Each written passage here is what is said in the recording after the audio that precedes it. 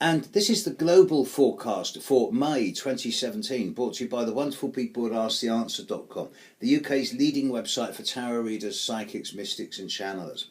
The big picture isn't changing so much. Pluto is going retrograde now. Neptune doesn't start going retrograde until next month.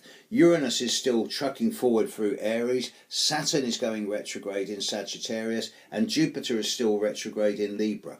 Early next month, quite a few of these things are going to change, but this month is relatively quiet. With Mars in Gemini and Venus in Aries all month, beginning to make really nice aspects to each other the more the month goes on, it's seemingly a good time for personal relationships, for clear communications with people, for most people.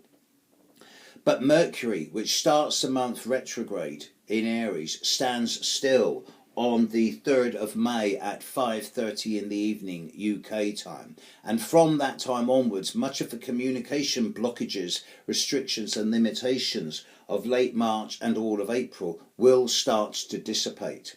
The Mercury won't clear its retrograde shadow until about the 14th, 15th of this month. So the first couple of weeks of this month are going to be a little bit like wading through treacle. The Scorpio full moon on the 10th of May is not in that difficult a position, and the Gemini new moon on the 25th of May is actually in a really nice position, good time for starting new things.